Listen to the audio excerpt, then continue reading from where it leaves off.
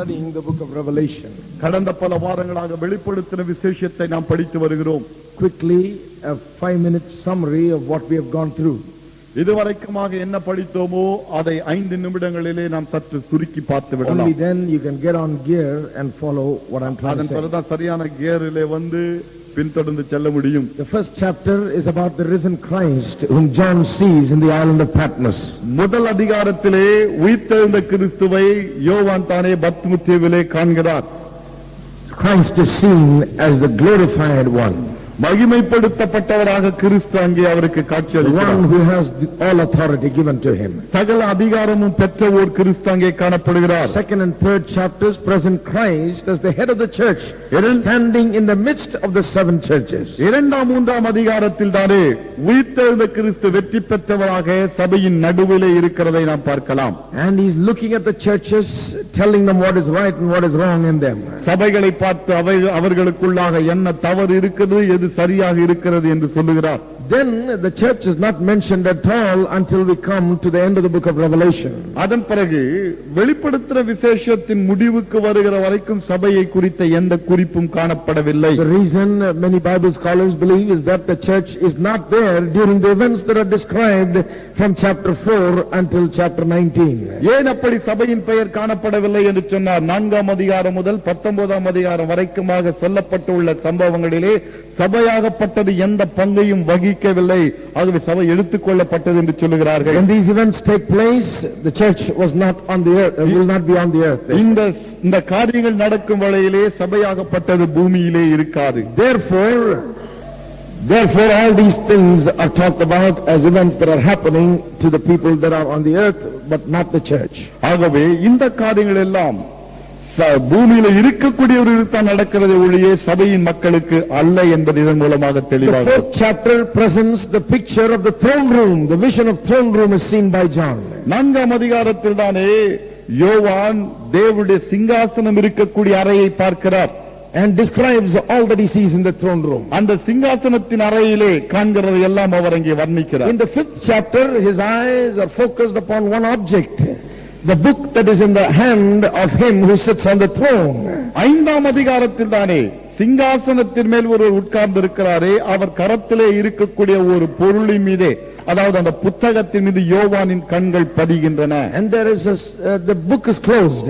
அந்த புத்தகம் மூடப்பட்டு A இருக்கிறது. mighty angel comes and says, who is able to open this seal? பலமுள்ள தூதன் ஒருவன் வருகிறான், யார் இந்த புத்தகத்தை திறக்க முடியும் என்று Once கேட்கிறார். again, Jesus Christ is the one that is presented as the hero of all the consummation of all things.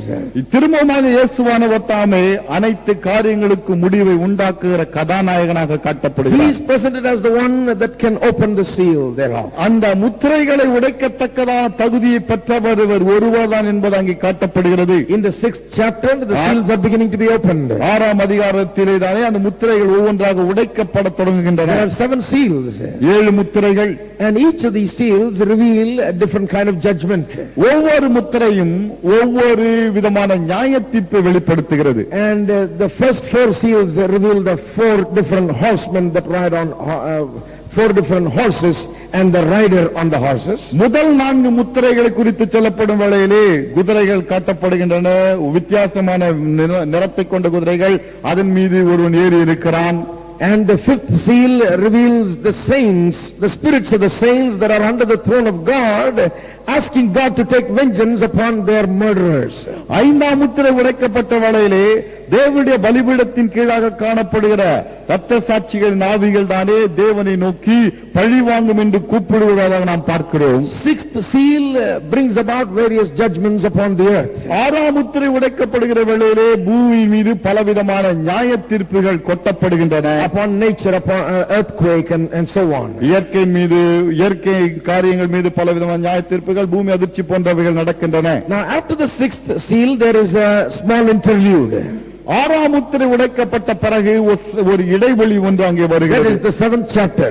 அதுதான் 7ஆம் அதிகாரம். In this interlude, in the midst of the troubled times, the 7 years of tribulation, God takes time to seal the 144,000 witnesses among the Jews.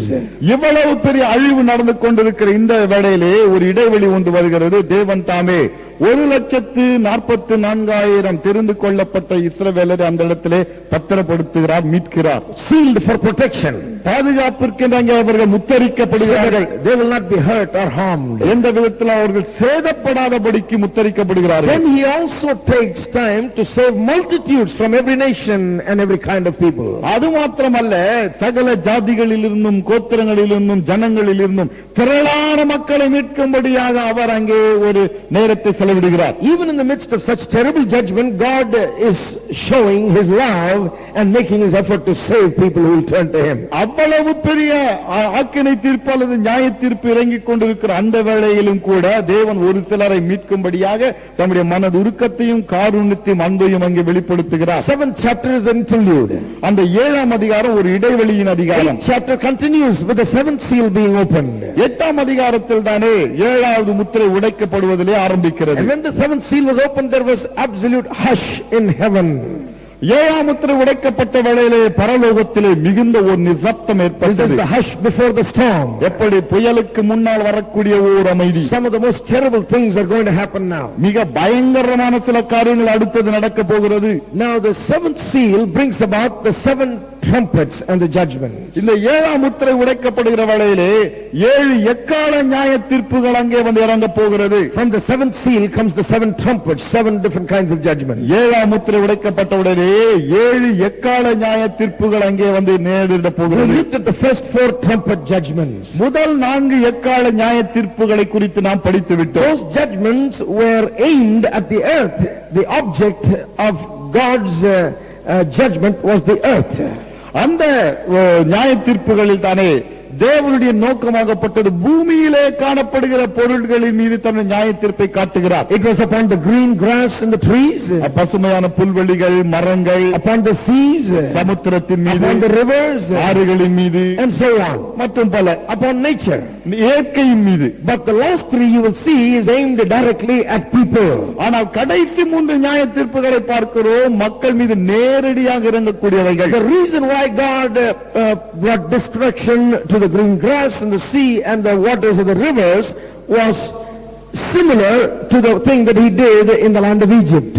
ஆண்டவர் ஏன் இப்படி இயற்கை மீது, அதாவது தண்ணீரின் மீது, மரங்களின் மீது, புல்வெளியின் மீது நியாய தீர்ப்பை கொண்டு வந்தார் என்று சொன்னால், பழைய ஏற்பாட்டிலே எகிப்திலே ஒரு நியாய தீர்ப்பை கொண்டு வந்தாரு, அதற்கு இணையான ஒன்று இது. What is the purpose?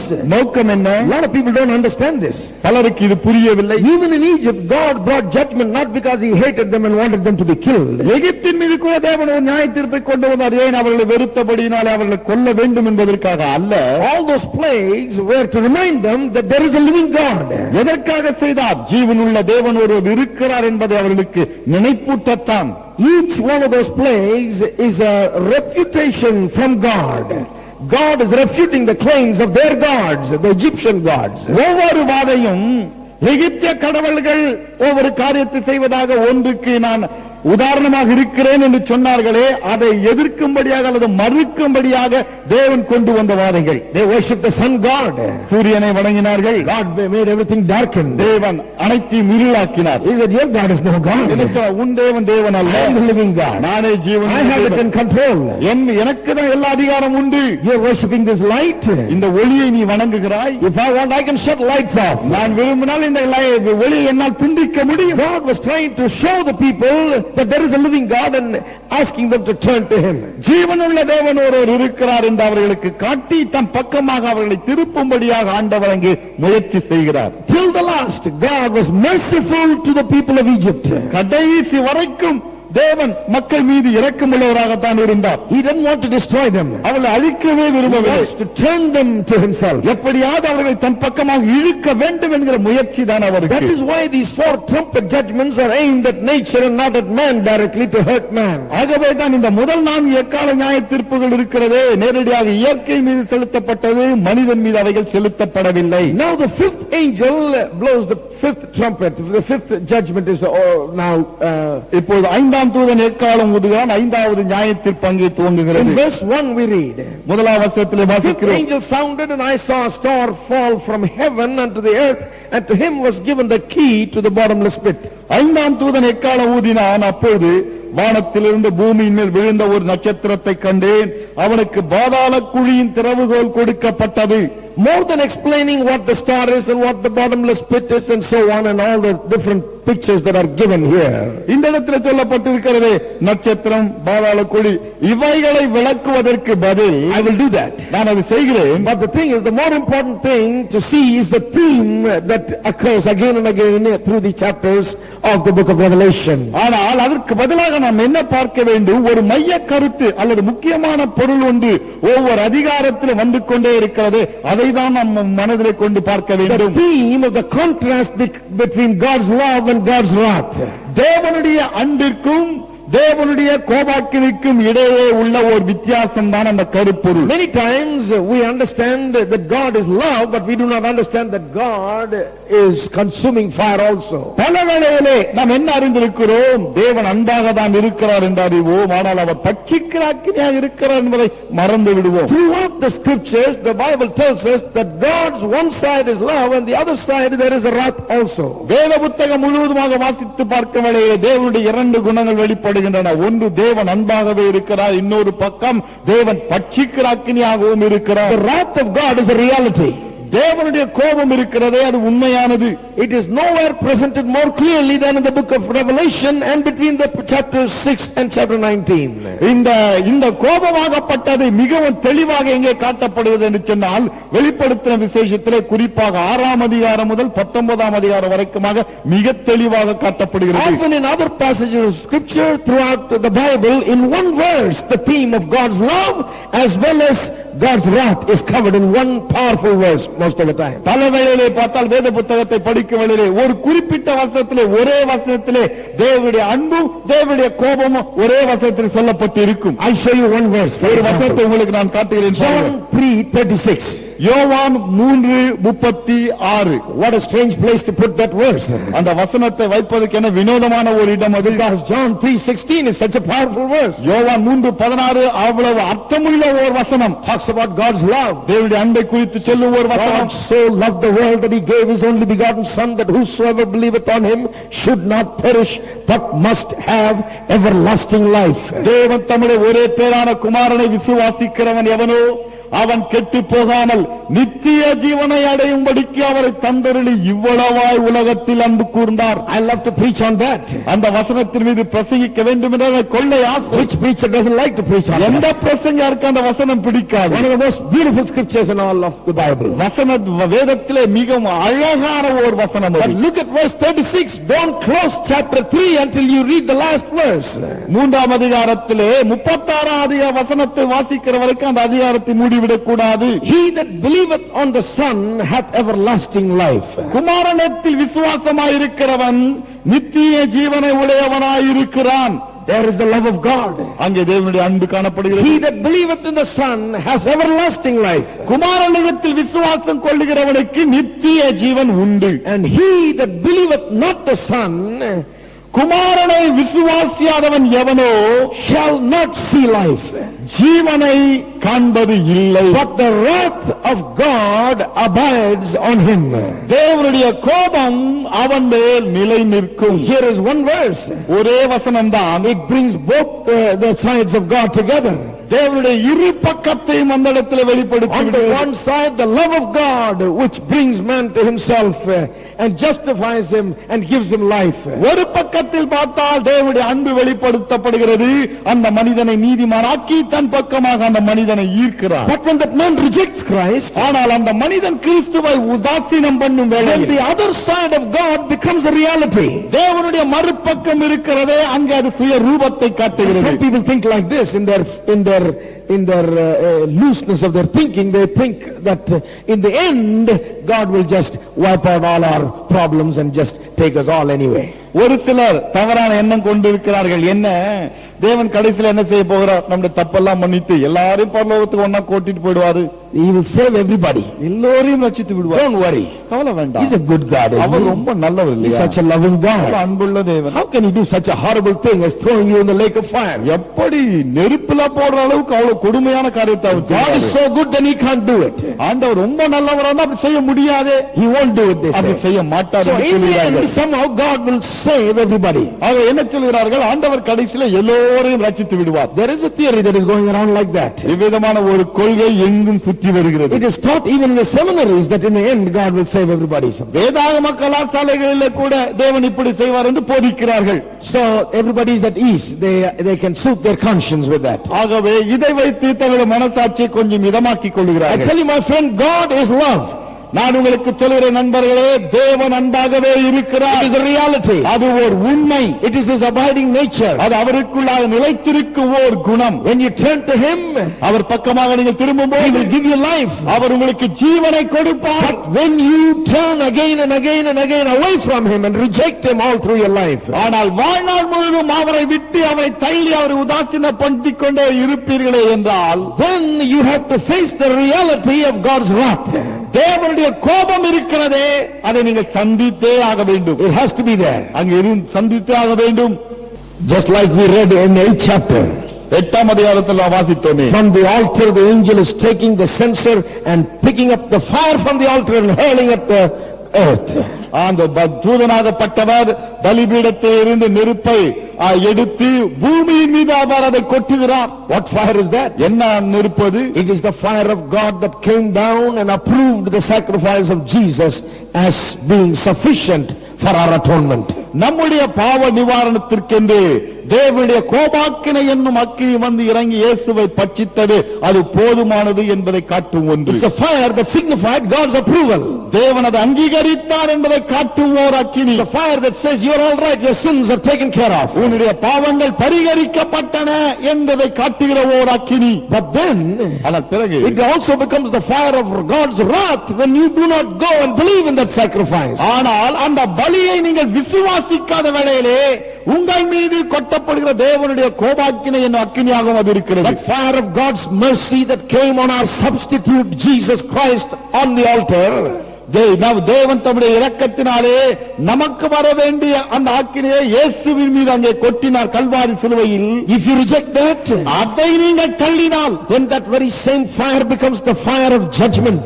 அதே அக்கினி இரக்கத்தின் அக்கினி தானே நியாய தீர்ப்பின் அக்கினியாக That is மாறிவிடும். why the Bible says that those whose names are not written in the book of life will be burning in a lake of fire. ஆகவேதான் வேத புத்தகம் சொல்லுகிறது, ஜீவ புஸ்தகத்திலே பெயரே எழுதப்படாதவனாக காணப்பட்டவனோடு அவன் அக்கினி கடலிலே தள்ளப்பட்டான். Just so that you will not burn in the lake of fire, Jesus was consumed with God's wrath, fire from heaven on the cross of Calvary. நீங்கள் அக்கினி கடலிலே பட்சிக்கப்படக்கூடாது, வேகக்கூடாது என்பதற்காக தேவனுடைய கோபாக்கினை என்னும் அக்கினி இயேசுவை கல்வாரி சிலுவையிலே பட்சித்தது. So that you can be saved from that fire of eternal hell. அந்த நித்திய நரகத்திலிருந்து நீங்கள் தப்பும்படியாக அப்படி இயேசு பட்சிக்கப்பட்டார். If you reject that, நீங்கள் அதை உதாசீனம் if you பண்ணினால், say no to that, அதற்கு வேண்டாம் என்று சொல்வீர்கள் என்றால், then you got to have that fire. அந்த அக்கினிக்கு போயாக வேண்டும். You got to have one of the fires. ஏதாவது ஒரு அக்கினி பெற்றாக One is the வேண்டும். fire that came on Jesus. ஒன்று இயேசுவின் மீது இறங்கிய அக்கினி. When you believe that, it doesn't come on you. அது நீங்கள் இயேசு விசுவாசிக்க வேளையிலே அது வரப்போவதில்லை The உங்களுக்கு. other is the fire that will come if you reject. ஆனால் இன்னொரு அக்கினி என்ன? அதை தள்ளிவிடும் வேளையிலே உங்கள் மீது வந்து வாய்க்கும் ஓர் அக்கினி. Now, in the book of Revelation chapter 9, வெளிப்படுத்தல் 9ஆம் அதிகாரத்தில் when the fifth trumpet was blown and judgment is revealed. 5ஆம் காலம் ஊதப்பட்ட வேளையிலே அங்கே ஒரு நியாயத்தீர்ப்பு வெளிப்படுகிறது. This judgment is going to be directed not at nature but at people. இந்த நியாயத்தீர்ப்பு இயற்கை மீது அல்ல, நேரடியாக மக்கள் மீதே இறங்குகிறது. God has been long suffering. தேவன் நீடிய பொறுமையுள்ளவராக இருந்து விட்டார். God has seen the devil run havoc. பிசாசு தலைவிரித்து ஆடுகிறதை தேவன் கண்டு பொறுமையாக இருந்து விட்டார். God has had enough over the years. இத்தனை வருடங்களாக தேவன் பொறுத்திருந்தது போதும். Thousands and thousands of years God had waited in his mercy and loving kindness. தேவன் தாமே தம்முடைய இரக்கத்தாலும் காருண்யத்தாலும் ஆயிரமான வருடங்கள் பொறுத்திருந்து விட்டார். There's going to come a time when God's going to have to deal with it and do away with that wickedness. இந்த காலம் வந்து வரப்போகிறது. தேவன் அந்த துன்மார்க்கத்துக்கு முற்றுப்புள்ளி வைக்க ஓர் காலம். Most often when we see the works of the devil and the wickedness of the world, we say, where is God? Why is he not dealing with it? பல வேளையிலே பிசாசுடைய செயலையும் பூமியிலே பாவத்தின் பெருக்கத்தையும் காண வேளையிலே என்ன கேள்வி கேட்கிறோம்? தேவன் எங்கே இருக்கிறார்? Is he not seeing this wickedness? இந்த பாவத்தை அவர் காணவில்லையா? Does he not see the devil? பிசாசை அவர் பார்க்கவில்லையா? Is he not aware of the evil? தீமை இருக்கிறதே பூமியில, அதை கண்ணும் காணாமலா இருக்கிறார். I tell you, my friend, he is aware. aware. நான் உங்களுக்கு சொல்கிறேன், அவருக்கு தெரியும். He is fully aware of everything. அனைத்தை குறித்து நன்கு அவர் But he அறிந்திருக்கிறார். is the most merciful God. ஆனால் அவர் மிகுந்த இரக்கமுள்ள ஒரு He wants men to turn to him. மக்கள் தன் பக்கமாக திருப்ப வேண்டும் என்று விரும்புகிறது. Every person sitting in this place tonight இன்றைக்கிரவு இந்த இடத்தில் உட்கார்ந்து இருக்கிற ஒவ்வொருவரும் is under the grace and the mercy of God. தேவனுடைய கிருபை இரக்கத்தின் கீழாக இருக்கிறீர்கள். The call and the voice of God comes to you so many times during your lifetime. தேவனுடைய சத்தமும் தேவனுடைய அழைப்பும் உங்கள் வாழ்க்கையிலே பல முறை உங்களுக்கு வந்து Telling you கிடைக்கிறது. to turn from your sin and turn to the living God. பாவத்தை விட்டு திரும்பி ஜீவன் உள்ள தேவன் பக்கமாக திரும்பி என்கிற சத்தம் தான் அது. You are living under God's mercy. தேவனுடைய இரக்கத்தின் கீழாக நீங்கள் வாழ்கிறீர்கள். Don't think there is no God and he doesn't care. தேவன் ஒருவர் இல்லை, அவருக்கு இதை குறித்து கவலை இல்லை என்று எண்ண விட வேண்டாம். If you think like that, அப்படி எண்ணினால் one day you will see the wrath of God that comes upon the wicked. நாய் வந்து வருகிறது, துன்மார்க்கர் மீது இறங்கக்கூடிய தேவனுடைய கோபாக்கினையை காணத்தான் This is போகிறீர்கள். what chapter 9 is all about. 9ஆம் அதிகாரத்தில் அதுதான் It சொல்லப்படுகிறது. is the wrath of God that is poured out upon those who reject him. அவரை தள்ளிவிடுகிற மக்கள் மீது கொட்டப்படுகிற தேவனுடைய கோபம் அது. Verse 1 says, 1ஆம் வசனம் I சொல்கிறது, saw a star fall from heaven unto the earth, and to him was given the key to the bottomless pit. வானத்திலிருந்து பூமியின் மேல் விழுந்த ஒரு நட்சத்திரத்தை கண்டேன், அவனுக்கு பாதாள குழியின் திறவுகோல் கொடுக்கப்பட்டது. There is a disagreement about who or what the star is all about. அந்த நட்சத்திரம் இன்னது என்பதை குறித்து பல வேறுபட்ட கருத்துக்கள் காணப்படுகிறது. But let me tell you one thing. ஆனால் ஒரு காரியத்தை நான் உங்களுக்கு சொல்கிறேன். The word, the star that I saw a star fall from heaven is more correctly translated as a star that had already fallen from heaven. பூமியின் மேல் விழுந்த ஒரு நட்சத்திரம் என்று இருக்கிறதே, அது சரியாக எப்படி மொழிபெயர்க்கப்பட்டு இருக்க வேண்டும்? ஏற்கனவே பூமியின் மேல் விழுந்து விட்ட ஓர் நட்சத்திரம். It is talking about a fallen star. அதாவது விழுந்து போன ஓர் நட்சத்திரம். Also notice something about that star. அந்த நட்சத்திரத்தை குறித்து ஒரு குறிப்பை கவனியுங்கள். To him was given the key of the bottomless pit. அவனுக்கு பாதாள குழியின் திறவுகோல் It கொடுக்கப்பட்டது. is very clear, I think, in the plain sense that star is not the real star. It is a personality, a person. இந்த இடத்துல ஒரு காரியம் தெளிவாக தெரிகிறது. நட்சத்திரம் என்பது உண்மையான அந்த நட்சத்திரம் அல்ல, ஏதோ ஒரு நபரை குறிக்கக்கூடிய ஓர் வார்த்தை. It is referring to it as such. ஏதோ ஒரு நபரை அது குறிப்பிட்டு To காட்டுகிறது. him, to that star was given the key to the bottomless pit. அவனுக்கு, அதாவது அந்த நட்சத்திரத்திற்கு பாதாள குழியின் திறவுகோல் கொடுக்கப்பட்டது. He opened the bottomless pit. அவன் பாதாள குழியை திறந்தான். There are several things said here that tells us something about the star. அந்த நட்சத்திரத்தை குறித்து ஒரு சில காரியங்கள் இங்கே சொல்லப்படுகிறது. One, முதலாவது, this is a star that had already fallen. இந்த நட்சத்திரம் ஏற்கனவே விழுந்த ஒரு நட்சத்திரம். It is a person and not the real star. அது உண்மையான ஒரு நட்சத்திரம் அல்ல, அது ஒரு நபரை காட்டுகிற ஒன்று. The word star is only used to describe the person. நட்சத்திரம் என்கிற வார்த்தை ஏன் அங்கு உபயோகப்படுத்தப்படுகிறது? ஒரு நபரை Just வர்ணிக்கும்படியாக. like we say film star. எப்படி சினிமா நட்சத்திரம் என்று நாம் சொல்லுகிறோம், அது போல This star இந்த நட்சத்திரம் is a person. ஒரு நபர். இது Notice also that he has the key and he is acting intelligently. He is doing something. அவனுக்கு கையில ஒரு திறவுகோல் கொடுக்கப்பட்டது. அவன் ஒன்று செயல்படுகிறான், சுறுசுறுப்போடு இயங்குகிறான். பாருங்கள், He is acting as a person. ஒரு நபராக, மனிதனாக அங்கே He செயல்படுகிறான். is opening the bottomless pit. அந்த பாதாள குழி அவன் திறக்கிறான். He has been the fact that the key has been given to him shows that some authority temporarily has been given to him. திறவுகோல் அவனுக்கு கொடுக்கப்பட்டது என்று சொல்லும் வேளையிலே என்ன அர்த்தமாகிறது? தற்காலிகமாக ஏதோ ஒரு அதிகாரம் அந்த நபருக்கு கொடுக்கப்பட்டது. And who is the star? யார் இந்த நட்சத்திரம்? Isaiah chapter 14 verse 12 talks about Satan. ஏசாயா 14:12 பிசாசை குறித்து சொல்லப்படுகிறது. Satan is described as the fallen star. பிசாசு தானே அங்கே வீண்டு போன நட்சத்திரமாக காட்டப்படுகிறான். How art thou fallen from heaven, O Lucifer, the son of morning? How art thou cast down to the ground, which didst weaken the nations? அதிகாலையின் மகனாகிய விடிவெள்ளியே, நீ வானத்திலிருந்து விழுந்தாயே, ஜாதிகளை ஈனப்படுத்தினவனே, நீ தரையிலே விழ வெட்டப்பட்டாயே. In the same passage, in verse 15, it is said, Yet thou shalt be brought down to hell, to the sides of the pit. 15ஆம் வசனத்திலே, ஆனாலும் நீ அகாதமான பாதாளத்திலே தள்ளுண்டு போனாய். Now Jesus himself in the New Testament told the disciples something about Satan. பிசாசை குறித்து இயேசுவானவரே புதிய ஏற்பாட்டிலே சீஷர்களுக்கு ஒன்றை சொன்னார். We always must try to look at what Jesus says about something. ஒரு காரியத்தை குறித்து இயேசு என்ன சொல்கிறார் என்பதை எப்போதுமே நாம் கவனிக்க It is வேண்டும். always very helpful. அது எப்போது நமக்கு உதவியாக இருக்கும். Jesus carries so much authority. இயேசுவானவருக்கு இயேசுவின் வார்த்தையில் அவ்வளவு அதிகாரம் இருக்கிறது. He said, I beheld Satan as lightning fall from heaven. பிசாசானவன் வானத்திலிருந்து மின்னலை போல கீழே விழுகிறதை நான் கண்டேன் என்று He சொன்னார். described Satan like a star, a lightning fall from heaven. சாத்தானை குறித்து வர்ணிக்கும் வேளையிலே ஒரு மின்னலை போல நட்சத்திரத்தை போல மேலே இருந்து கீழே விழுந்ததாக வர்ணிக்கிறார். Now, in the epistle of the Apostle Paul, 2 Corinthians 11:14, 2 கொரிந்தியர் 11:14 அப்போஸ்தலனாகிய பவுலுடைய the நிருபத்தில் Apostle Paul also describes Satan as someone who is an angel of light. Pavul கூட பிசாசு சாத்தானை குறித்து வர்ணிக்கும் வேளையிலே ஒளியின் தூதன் என்று அவனை வர்ணிக்கிறார். Looking at all these things and the very plain description of verse 1 in chapter 9 of the book of Revelation, இவை அனைத்தையும் பார்த்து வெளிப்படுத்தல் 9ஆம் அதிகாரம் 1ஆம் அதிகாரத்திலே தெளிவாக சொல்லப்பட்டிருக்கிறது. அதையும் நான் பார்க்கும்போது when we understand that it's a him, that's a person, என்ன தெளிப்படுகிறது? அவன் ஒரு நபர் என்பதை நாம் புரிந்து then we கொள்கிறோம். also understand that it is a fallen person who is already fallen. மேலும் என்ன புரிந்து கொள்கிறோம்? ஏற்கனவே விழுந்து போன ஓர் நபர் இவன். We understand that that person must be Satan himself. என்ன புரிந்து கொள்கிறோம்? அந்த நபர் நிச்சயமாக சாத்தானே.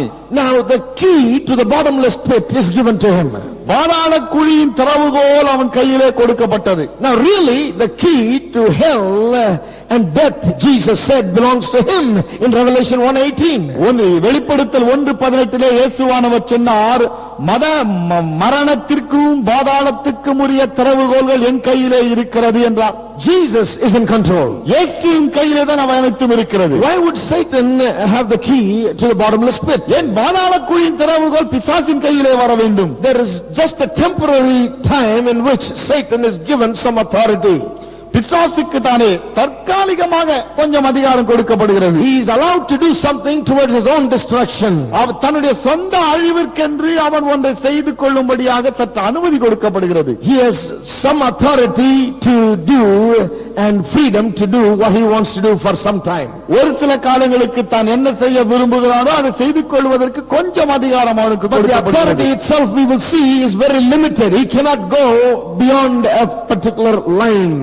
ஆனால் அந்த அதிகாரம் இருக்கிறதே ஒரு வரம்புக்குட்பட்டது. ஒரு கோட்டை தாண்டி அவனால் போக முடியாது. We've seen that in the Old Testament that God had done it before like that. பழைய பாட்டிலே பார்க்கிறோம், ஆண்டவர் இதற்கு முன்பாக இப்படி செய்திருக்கிறார். The devil came to God and talked about Joseph. I talked about Job. பிசாசு தேவனிடத்திலே வந்தான், சாத்தான் தேவனிடத்திலே வந்து யோபுவை குறித்து பேசினான். Complaining about Job. யோபுவை குறித்து புகார் சொல்லுகிறான். And wanting to tempt Job and wanting to work on Job. யோபுவை சோதிக்க அதிகாரம் வேண்டும் என்று கேட்கிறான். There you see that God allows him to do that only to a certain extent, with certain limitations, that he cannot touch him and touch his life. அங்க என்ன பார்க்கிறோம்? ஆண்டவர் அவனுக்கு அனுமதி கொடுக்கிறார். ஆனாலும் ஒரு குறிப்பிட்ட அளவை தாண்டி, வரம்பை தாண்டி அவன் போய்விடாதபடிக்கு, அவனை தொடாதபடிக்கு அதிகாரம் கொடுக்கிறார். First he tells him not to touch him. முதலாவது தொட வேண்டாம் என்று சொல்லுகிறார். Not to touch him. அவனை யோபை தொட வேண்டாம் என்று சொல்லுகிறார். So the devil goes and touches everything and destroys everything else. ஆகவே பிசாசு போகிறான், யோபுவை தவிர அவனுடைய மற்ற அனைத்தையும் தொடுகிறான். But still Job is not moved. He is faithful to God. இன்னும் கூட யோபு பார்த்தால் அசைந்து கொடுக்கவில்லை, ஆண்டவர் மீது நம்பிக்கையாகவே இருக்கிறார். The devil comes back to God and says, look here, I need to touch him, then only he'll turn against you. சாத்தான் திரும்பமாக தேவனிடத்தில் வருகிறான், நான் அவனை தொட வேண்டும், அவனை தொட்டால் தான் அவன் விழுவான் என்று சொல்லுகிறான். So the second time the authority is given to even touch him. இரண்டாவது முறை அவனை தொடுவதற்கே அதிகாரம் கொடுக்கப்பட்டது. But not to destroy his life. ஆனால் அவனுடைய உயிரை பறிப்பதற்கு அதிகாரம் கொடுக்கப்படவில்லை. Certain authority was given, it is a fact. அவனுக்கு சில அதிகாரங்கள் கொடுக்கப்பட்டது என்பது உண்மை. He was allowed to go to a certain extent. ஒரு குறிப்பிட்ட அளவுக்கு செல்லும்படியாக அதிகாரம், அனுமதி அவனுக்கு உண்டு. Even though the Lord Jesus Christ himself has the key to the hell and the death.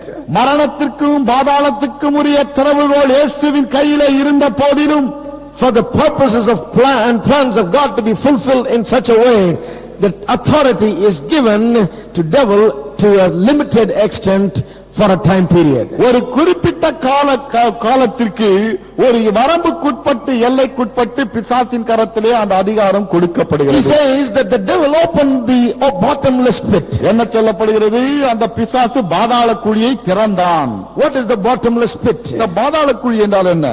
Bottomless pit describes the entrance to the underworld.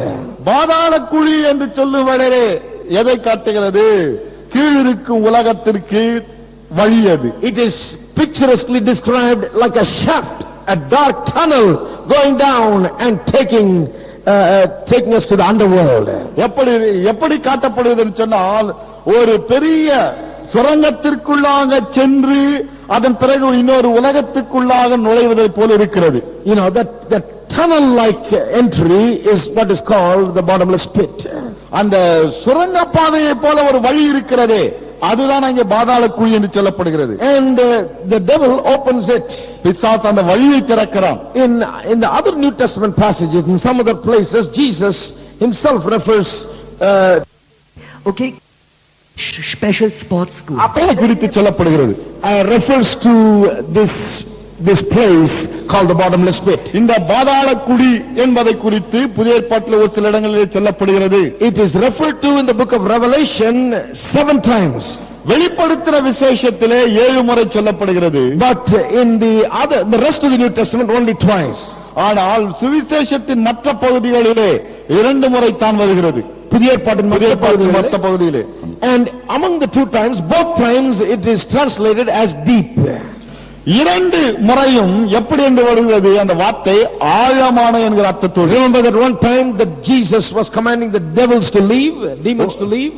ஒரு முறை ஞாபகத்தில் வைத்துக் கொள்ளுங்கள், இயேசுவானவர் பிசாசுகளை பார்த்து வெளியே போய் என்று கட்டளையிட்டார். That the demons were pleading with Jesus, asking him not to send them to the deep, out into the deep, and torment them before their time. இந்த பிசாசின் கூட்டம் தானே இயேசுவை பார்த்து, தயவு செய்து எங்களை வேதனை உள்ள அந்த ஆழமான இடத்திற்கு அனுப்பிவிட வேண்டாம் என்று மன்றாடி கேட்டுக்கொண்டனர். So we know from these things that the bottomless pit is the abode of the devil and his demons. ஆகவே இந்த பாதாள குழி என்பது என்ன?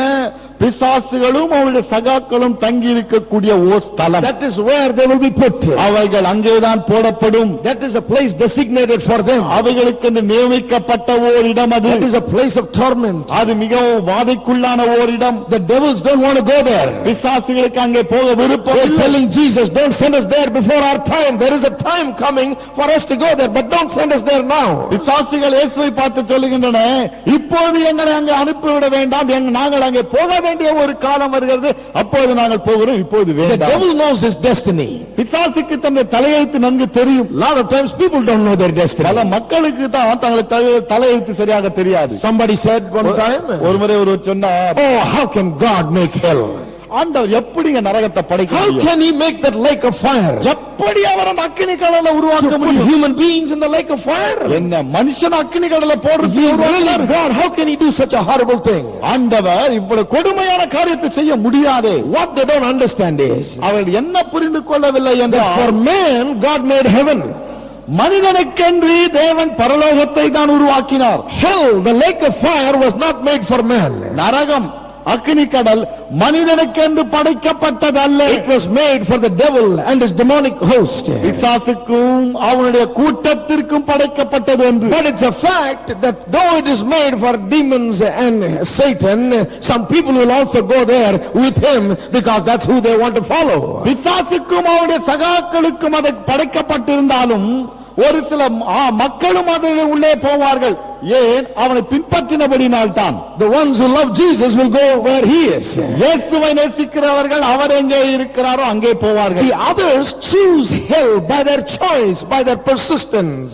ஆனால் மற்றவர்களோ தங்களுடைய சித்தத்தை பயன்படுத்தி எனக்கு நரகம்தான் வேண்டும் என்று தெரிந்து கொண்டார்கள். So when this bottomless pit is open, ஆகவே இந்த பாதாள குழி திறக்கப்பட்ட there வேளையில் arose a smoke out of the pit as the smoke of a great furnace.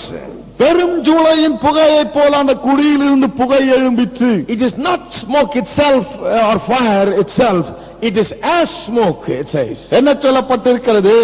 புகை புகை அல்ல, புகையை போல ஒன்று எழும்பிட்டு என்று John is சொல்லப்படுகிறது. trying to describe what he saw. யோவான் தான் என்ன கண்டாரோ அதை விளக்க பார்க்கிறார். He says that as the bottomless pit was opened, there erupted something like a great volcano, it looked like. அவர் பாதாள குழியை திறந்தான், திறந்த உடனேயே எரி மலையை போல ஒன்று அங்கே வெளிப்பட்டது என்று The sun சொல்கிறார். and the air was darkened by the smoke that comes out of the pit. அந்த குழியின் புகையினால் சூரியனும் ஆகாயமும் அந்தகாரப்பட்டது. Verse 3 gives us some more information. மூன்றாம் வசனம் மேலும் சில விவரங்களை நமக்கு 3 காட்டுகிறது. and 4. 3, 4.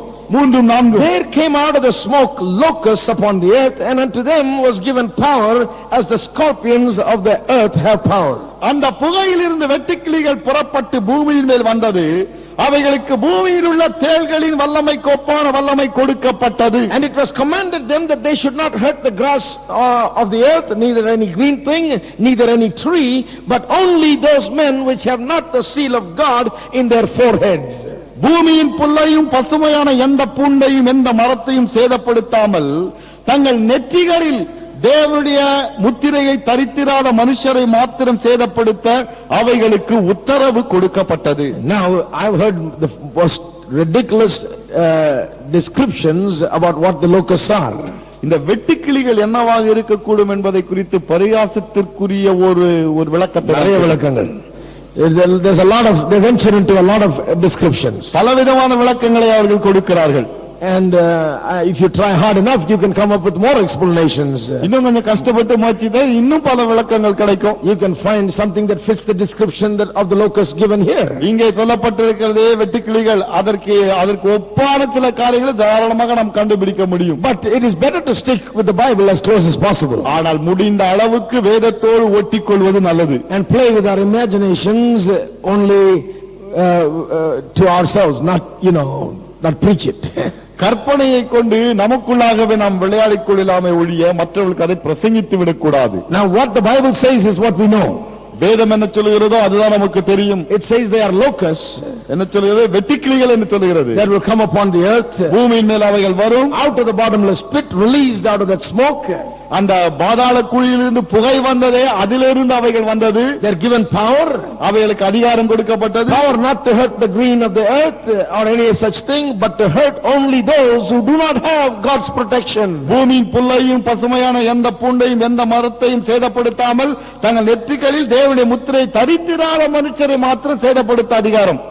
Many things that are described in the book of Revelation during the time of tribulation, the judgments during the time of tribulation, very strongly resembles the judgment given to the people of Egypt by God during Moses' time. வெளிப்படுத்துற விசேஷத்திலே வருகிறதே இந்த தண்டனைகள் அல்லது இந்த ஆக்கினைகள், இந்த நியாயத்தீர்ப்புகள், இவைகள் பார்க்கும்போது ஏறக்குறைய பழைய ஏற்பாட்டிலே எகிப்தின் மக்கள் மீது வந்தது அந்த வாதைகளுக்கு ஒப்பாகத்தான் இவைகள் இருக்கின்றன. So much so that many Bible scholars that do not really believe in the Bible the literal way, in a literal way. இது நிமித்தமாக பல வேத வல்லுனர்கள் வேதத்தை அப்படியே நம்புவதில்லை.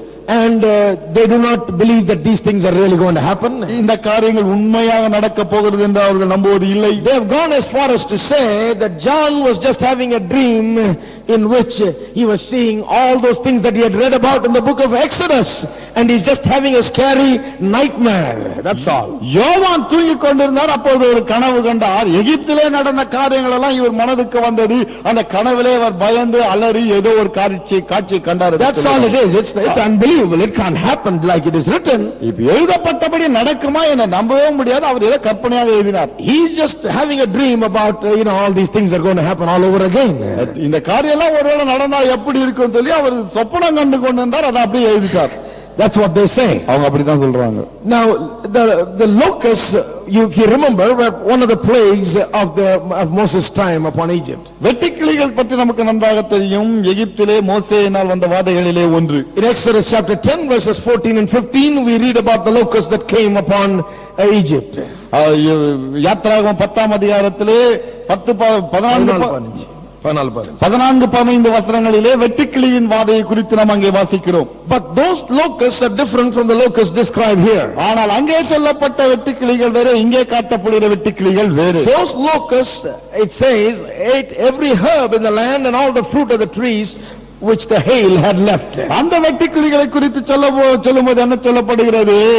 பெருமழைக்கு தப்பின அனைத்து புல் பூண்டுகள் அனைத்தையும் இந்த வெட்டுக்கிளிகள் தின்று தீர்த்தன. So much so that when the locusts got through doing their job, there was not anything left in the trees or the herb of the field. வெட்டுக்கிளிகள் தாங்க சாப்பிட்டு முடித்த பிறகு பார்த்தால் பூமியிலே பச்சை பசையில எதுவுமே காணப்படாத அளவுக்கு அப்படி ஆயிடுச்சு. Just simply got into the land of Egypt and wiped out the whole place, ate all their fruits and ate all of the green. எகிப்திலே அவைகள் நுழைந்தன, பச்சை பசையில் என்று காணப்படுகிற அனைத்தையும் அவைகள் தின்று தீர்த்து விட்டன. But the locusts of the book of Revelation chapter 9, ஆனால் வெளிப்படுத்தல் 9 சொல்லப்பட்டிருக்கிற வெட்டுக்கிளிகள், these are ones that have specifically been commanded not to hurt the trees or the green grass. இந்த வெட்டுக்கிளிகளுக்கு குறிப்பாக கட்டளை கொடுக்கப்படுகிறது, பசுமையான புல்லையும் மரத்தையும் எந்த பூண்டையும் They சேதப்படுத்தாது. are to hurt only those men that do not have the seal of God in their foreheads. தேவனுடைய முத்திரையை தங்கள் நெற்றியிலே தரித்திராத மக்களை சேதப்படுத்தத்தான் அவைகளுக்கு The உத்தரவு. seal of God refers to the protection of God upon a person. தேவனுடைய முத்திரை என்று சொல்லும்போது எதை குறிப்பிடுகிறது? ஒரு மனிதன் மீது காணப்படுகிற தேவனுடைய பாதுகாப்பு. How many of you know you have the seal of God? எத்தனை பேருக்கு தெரியும் உங்கள் மீது தேவனுடைய முத்திரை இருக்கிறது என்று? You and I have the seal of God, உங்களுக்கும் எனக்கும் தேவனுடைய முத்திரை இருக்கிறது. an invisible seal. அதாவது கண்ணுக்கு புலப்படாத ஒரு முத்திரை. The devil can see that seal. அதை பார்க்க The முடியும். devil knows that we are sealed for protection. பாதுகாப்பிற்கென்று நாம் முத்தரிக்கப்பட்டோம் என்று பிசாசுக்கு நன்கு தெரியும். Ephesians chapter 1 எபேசியர் 1 அதிகாரத்தில் describes that seal. அந்த முத்திரையை குறித்து வர்ணிக்கப்படுகிறது. Chapter 1 verse 13. 1 அதிகாரம் 13 வசனம். In whom ye also trusted after that ye heard the word of truth, the gospel of your salvation, in whom also after that ye believed you were sealed with the Holy Spirit of promise. நீங்களும் உங்கள் ரட்சிப்பின் சுவிசேஷமாகிய சத்திய வசனத்தை கேட்டு விசுவாசிகளான போது வாக்குத்தத்தம் பண்ணப்பட்ட பரிசுத்த ஆவியால் அவருக்குள் முத்திரை போடப்பட்டீர்கள். You were sealed with the Holy Spirit of promise. வாக்குத்தத்தம் பண்ணப்பட்ட பரிசுத்த ஆவியால் முத்திரை போடப்பட்டீர்கள். Holy Spirit is a seal of protection. பரிசுத்த ஆவியானவர் பாதுகாப்பின் முத்திரை. How many of you have the Holy Spirit living in you? எத்தனை பேருக்குள்ளாக பரிசுத்த ஆவியானவர் வாழ்கிறார்? I tell you, the Holy Spirit is just like a seal. நான் உங்களுக்கு சொல்கிறேன், பரிசுத்த ஆவியானவர் ஒரு முத்திரையை போல. Seal of God's approval and protection upon your life. தேவன் உங்களை அங்கீகரித்தார், பாதுகாக்கிறார் என்பதற்கு தேவனுடைய ஒரு முத்திரை. Seal showing that you belong to God. நீங்கள் தேவனுக்கு சொந்தமானவர்கள் என்பதை காட்டும் ஒரு முத்திரை. God has sealed you now for protection. பாதுகாப்பிற்கென்று தேவன் இப்போது உங்களை முத்தரித்து விட்டார். God has sealed you now for healing. சுகத்திற்கென்று தேவன் உங்களை முத்தரித்து விட்டார். God has sealed you now for ultimate redemption. கடைசியிலே உங்களை மீட்பதற்கென்று தேவன் உங்களை முத்தரித்து விட்டார். You have the seal of God upon your life. உங்கள் வாழ்க்கையை தேவனுடைய முத்திரை இருக்கிறது. Another verse, Ephesians chapter 4 verse 30 also talks about the Holy Spirit, which is a seal. எபேசியர் 4 அதிகாரம் 4:30 4:30 முத்திரை குறித்து சொல்லப்படுகிறது. Again the Holy Spirit is a seal. அங்கே பார்க்கிற பரிசுத்தாவின் முத்திரை. It says, grieve not the Holy Spirit of God, whereby ye are sealed unto the day of redemption. அன்றியும் நீங்கள் மீட்கப்படும் நாளுக்கென்று முத்திரையாக பெற்ற தேவனுடைய பரிசுத்தாவை துக்கப்படுத்தாதிருங்கள். We have received a seal now. இப்போது நாம் ஒரு முத்திரை பெற்றிருக்கிறோம். Seal shows that we are going to be redeemed. அந்த முத்திரை எதை காட்டுகிறது? நாள் ஒன்று வருகிறது, நாம் மீட்கப்படுவோம். We belong to God. நாம் தேவனுக்கு சொந்தமானவர்கள். Regardless of what age we live in. எந்த யுகத்தில் வாழ்கிறோம் என்பதை கருத்தில் கொள்ளாமல் we can always know that God always knows who are His own. அவருக்கு சொந்தமானவர்கள் யார் என்பது தேவனுக்கு நன்கு தெரியும். In this day and age, God knows who are His. இந்த யுகத்திலே அவருக்கு சொந்தமானவர்கள் யார் ஆண்டவருக்கு தெரியும். Does He know that? அவருக்கு தெரியுமா தெரியாது? Does God know? ஆண்டவருக்கு தெரியுமா தெரியாது? He always will protect you. எப்போது உங்களை His பாதுகாப்பார். hand will be upon you. அவர் கரம் உங்கள் மீது இருக்கும். He knows the ones that belong to Him. அவருக்கு சொந்தமானவர்கள் யார் என்பது அவருக்கு நன்கு தெரியும். This is the most beautiful thing about belonging to Christ. கிறிஸ்துவுக்கு சொந்தமாக இருப்பதில் இருக்கக்கூடிய ஒரு அற்புதம் இதுதான். The reality of God's protection is upon us. தேவனுடைய பாதுகாப்பு நமக்கு நிச்சயமாக இருக்கிறது. We have a fence around us. நம்மை சுற்றிலும் ஒரு வேலி. You ask most Christian people, they don't see the fence. பல கிறிஸ்தவர்களை கேளுங்கள், அவர்களுக்கு வேலையே தெரியாது. You ask the devil, he'll tell you about the fence. பிசாசை கேளுங்க, அவனுக்கு அவன் உண்மையை சொல்லுவான். He came, looked at Job and he said, oh, you got a fence around him, God. யோபை பார்க்க வந்தான், சொல்லுகிறான், ஓ தேவனே, யோபை சுத்தி வேலி போட்டு வைத்திருக்கிறீரே. Job didn't see the fence. யோபு முத்திரை வேலியை பார்க்க. Problem with Job was he didn't know there was a fence around him. யோபுவிடத்தில் இருந்த பிரச்சனை என்ன, தன்னை சுற்றி வேலி இருக்கிறது அவருக்கே தெரியாது. I think sometimes that if believers know half the truth that the devil knows, they'll be greater believers. நான் என்ன நினைக்கிறேன்னு சொன்னால், பிசாசுக்கு தெரிந்திருக்கக்கூடிய சத்தியத்திலே பாதி சத்தியம் விசுவாசிக்கு தெரிந்திருக்கும் என்று சொன்னால் இவர்கள் பெரிய ஆளாக இருப்பார்கள். You know, Balaam tries to prophesy and hurt the people of God. பிலேயாம் தானே தீர்க்கதரிசனம் சொல்லி தேவனுடைய மக்களை கெடுக்க பார்க்கிறான். But then when he tries to curse them, ஆனால் அவளை சபிக்க முற்படுவது, when he opens his mouth, he can only bless them. வாயை திறக்கிறான், ஆசீர்வாதம் தான் வருகிறது. He stops again and tries to start all over again. திருத்து வாயை மூடுகிறான், சபிக்க வேண்டும் என்று வாயை And திறக்கிறான். his mouth comes out with blessings. ஆனால் சாபத்திற்கு பதில் வாயில ஆசீர்வாதம் தான் He வருகிறது. says, how can I curse God's people? தேவனுடைய மக்களை நான் சபிப்பது எப்படி? How can I curse the ones that God has blessed? தேவனால் ஆசீர்வதிக்கப்பட்டவளை நான் சபிப்பது எப்படி? You look at the believers today. இன்னைக்கு விசுவாசிகளை பாருங்க. They say, oh brother, they're doing witchcraft on me. ஓ சகோதரி, எனக்கு பிலிசுனி செய்றாங்க. I tell you, if you know any better, the witchcraft doctor will know and the devils behind him will know who you are.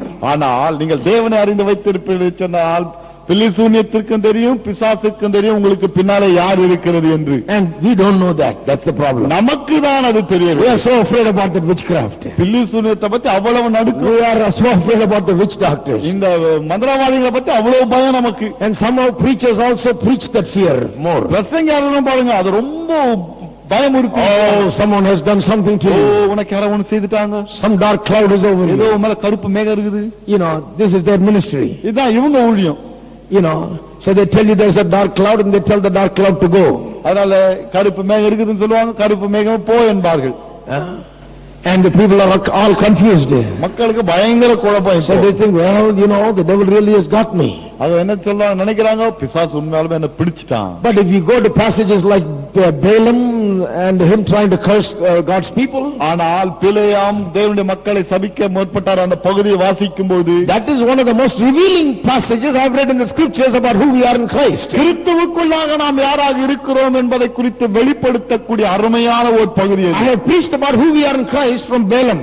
பிலேயாமிலே இருந்து கிறிஸ்துவுக்குள்ளாக நாம் யாராக இருக்கிறோம் என்று Balaam says such beautiful things about who God's people are. தேவனுடைய மக்கள் யார் என்பதை குறித்து பிலேயாம் மிகவும் அழகாக சொல்லுகிறார். One Bible scholar says ஒரு வேத வல்லுநர் சொல்லுகிறார், that when he looked from that mountain top upon God's people that were camped, மலை உச்சியின் மேலே இருந்து தேவனுடைய மக்கள் முகாமிட்டிருந்தார்களே, பாளையம் இறங்கியிருந்தார்களே, அதை அவன் தூரத்திலிருந்து பார்த்த வேளையில் God had told them to park and camp in particular way.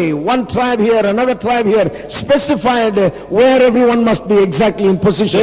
தேவன் இஸ்ரவேல் புத்திரரை பார்த்து ஒவ்வொரு கோத்திரமும் இங்கேதான் பாளையம் இறங்க வேண்டும், அங்கேதான் பாளையம் இறங்க வேண்டும் என்று குறிப்பாக சொல்லி இருந்தார். So according to God's design, if they camped, ஆகவே தேவன் சொன்னபடியே, தேவன் வடிவமைத்தபடியே அவர்கள் பாளையம் இறங்கினார். this Bible scholar says that from the mountain top it looked like a big giant cross.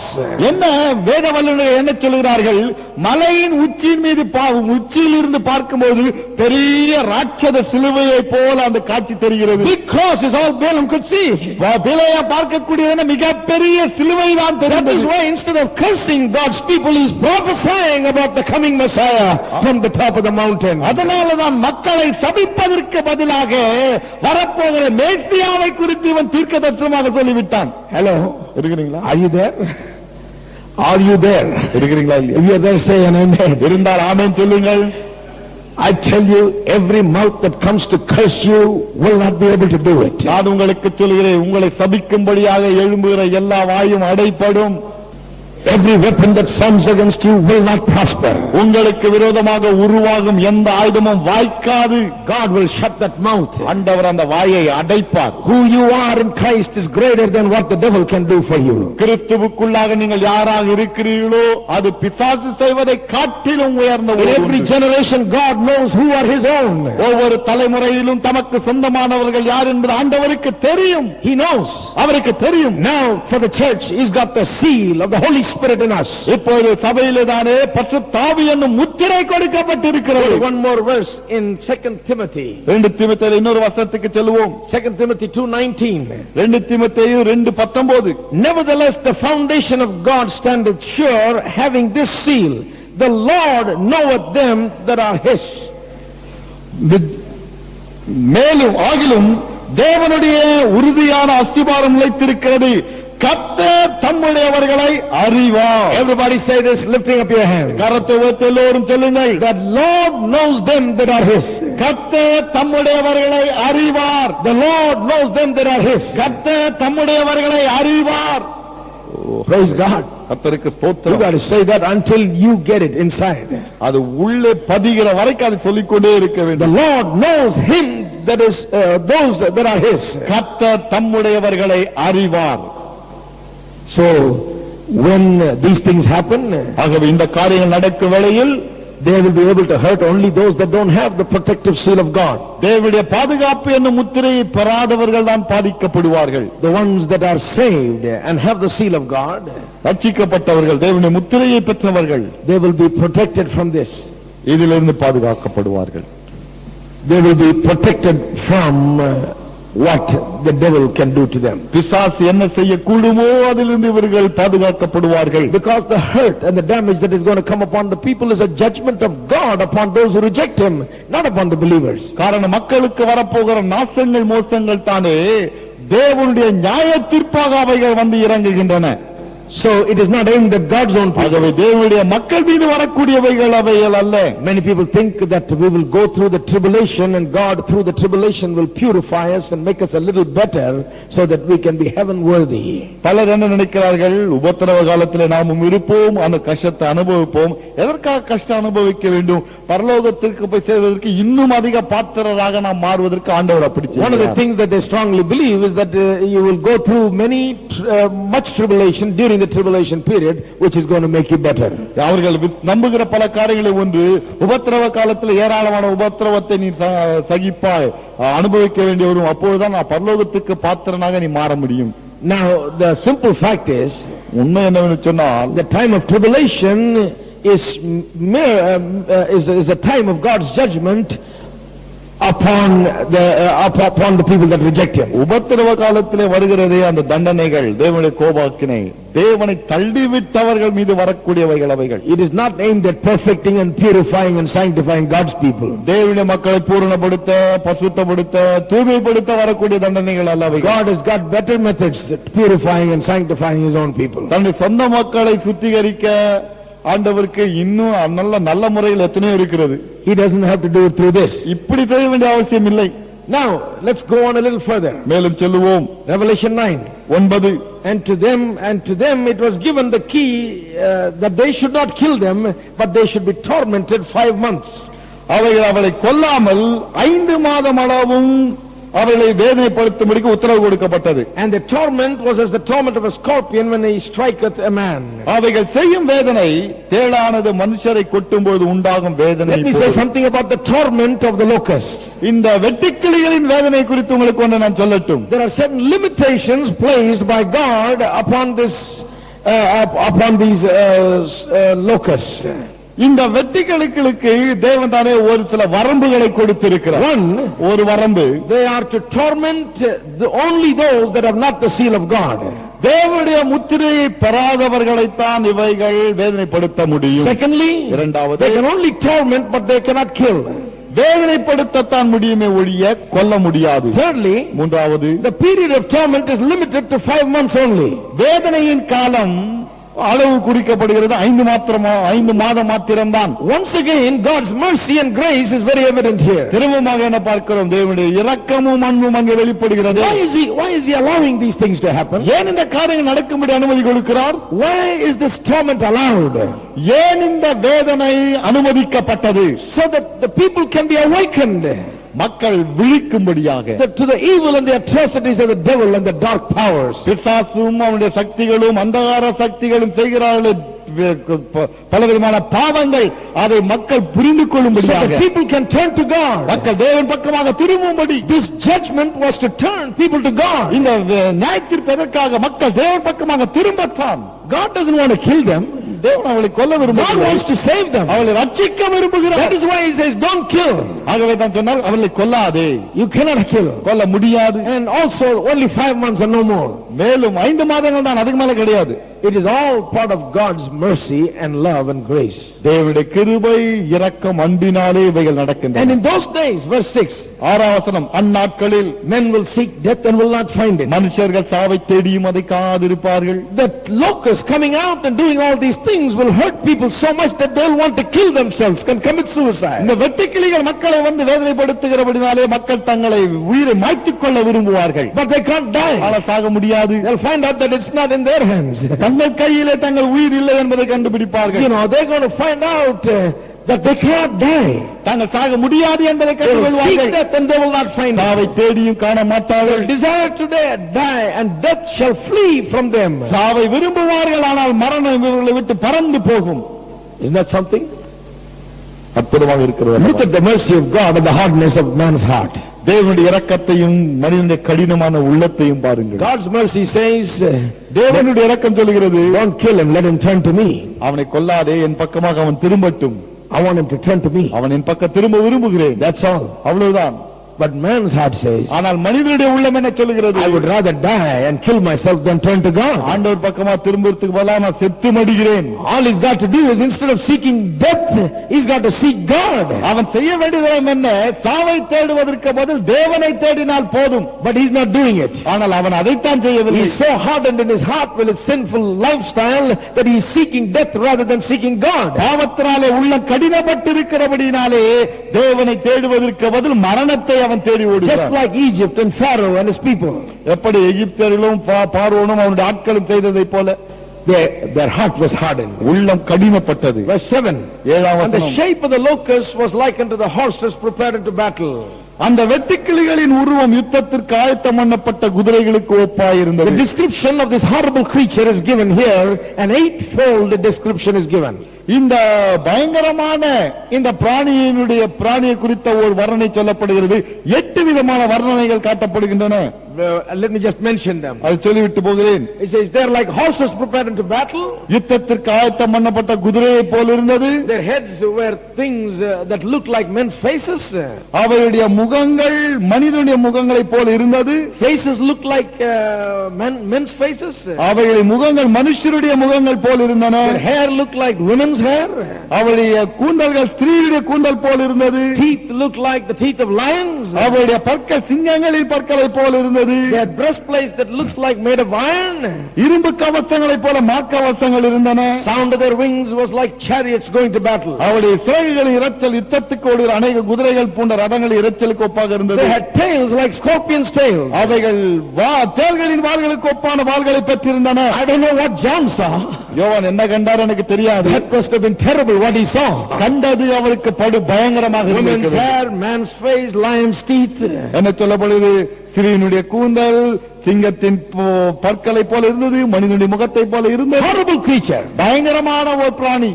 Now, the devil, we know, the Bible says, comes as an angel of light. He has some good appearances. He puts on a show sometimes. பிசாசுத்தானே வேத புத்தகம் சில வேளையிலே நல்ல தோற்றத்தோடு வருகிறான். உதாரணமாக ஒளியின் தூதன் வெளிச்சத்தை கூட He's like an angel. தூதனை போல Looks so வருகிறான். good. பார்ப்பதற்கு அருமையாக இருப்பான். But on that day, ஆனால் அந்த நாளிலே the devil's real ugliness will be seen through that creature. பிசாசினுடைய உண்மையான அசிங்கம் அந்த அந்த பிராணியிலே வெளிப்படும். The ugliness of the devil will really be seen. பிசாசுடைய அசிங்கம் அதிலே உண்மையாக வெளிப்பட்டு It will be a horror show as they witness the devil and his power and his ugliness and meanness. பிசாசையும் அவருடைய வல்லமையும் அவருடைய அசிங்கத்தையும் பார்க்கும் வேளையிலே மக்களுக்கு பயங்கரமாக இருக்கும். Many Bible scholars believe பல வேத வல்லுநர்கள் என்ன விசுவாசிக்கிறார்கள்? the trumpet judgment will be a judgment of demonic oppression upon people in a tremendous way. 5ஆம் எக்கால நியாய தீர்ப்பு என்பது மக்கள் மீது பிசாசானவனால் வரக்கூடிய வாதைகளால் வரக்கூடிய ஒரு நியாய தீர்ப்பு. The bottomless pit, the hell is turned loose. பாதாளத்தின் படுகுழியாகப்பட்டது அவிழ்த்து விடப்படுகிறது. And the devil runs havoc. பிசாசு தலைவிரித்தாடுகிறான். What is the purpose of this torment for 5 months? 5 மாதங்கள் இப்படி ஒரு வாதை வருகிறது. அது நோக்கம் தான் என்ன? One, முதலாவது, it is to show the heart of the, it is to show to man what the heart of the unsaved man is like. ரட்சிக்கப்படாத மனிதனுடைய உள்ளம் எப்படி இருக்கிறது என்பதை அது காட்டும். God wants to show the man what his heart is like. மனிதனுக்கு ஆண்டவர் காட்ட விரும்புகிறார் உள்ளம் இப்படி இருக்கிறது என்று. God wants to show the true nature of man. மனிதனுடைய உண்மையான சுபாவத்தை காட்ட ஆண்டவர் விரும்புகிறார். The book of Revelation, one of the great themes of the book of Revelation is the true nature of man's heart is revealed. வெளிப்படுத்த விசேஷத்தின் பல நோக்கங்களே ஒரு நோக்கம் மனிதனுடைய உண்மையான உள்ள நிலைமை வெளிப்படுத்தப்படுகிறது. Isn't it amazing that civilization and culture and all the good things that we have that we put on sometimes hides the true nature of man, that we are not able to see it. ஆச்சரியமான காரியம் என்னவென்று சொன்னால், இன்றைக்கு நாகரிகம் இவ்வளவு வளர்ந்திருக்கிறது, அருமையான உடையை உடுக்கிறோம், பல காரியங்களை போட்டு அலங்கரித்துக் கொள்கிறோம். இவைகள் அனைத்தும் மனுஷனுடைய உள்ளான வேஷத்தை மூடி மறைக்கின்றன. There is an ugliness in man due to sin. மனிதனுக்குள்ளாக பாவத்தால் உள்ள ஒரு அசிங்கம் இருக்கிறது. We know there is good, bad and the ugly. We have hid the ugly with the civilization. We only show the good and the bad. நன்மை இருக்கிறது, அசிங்கம் இருக்கிறது. நாம் தானே அசிங்கத்தை மூடிவிட்டு நன்மையை மாத்திரம் வெளியே காட்டுகிறோம். Man doesn't like to see his ugliness. மனிதன் தன்னுடைய அசிங்கத்தை பார்க்க விரும்பவில்லை. In fact, he doesn't believe in the depravity that he has. உண்மையிலே தன்னுடைய பரிதாபமான நிலையை அந்த மனிதன் உணரவே விரும்பவில்லை. Utter depravity of man is a forgotten doctrine. மனிதன் தான் பரிதபிக்கப்படத்தக்க நிலைமையில் இருக்கிறான் என்பதை மறந்து விட்டவனாக காணப்படுகிறான். To preach and tell the unsaved man that he is wonderful is the most fashionable thing. ரட்சிக்கப்படாத மனிதனை பார்த்து நீ அழகாக இருக்கிறாய், நன்றாக இருக்கிறாய் என்று சொல்வதுதான் தற்காலத்திலே நாகரிகமாக காணப்படுகிறது. We were talking about Japan the other day with a friend, American friend of mine. என்னுடைய அமெரிக்க நண்பர்களிடத்திலே ஜப்பானை குறித்து ஒரு முறை பேசிக் கொண்டிருந்தேன். He had been to Japan. அவர் ஜப்பானுக்கு போயிருக்கிறார்.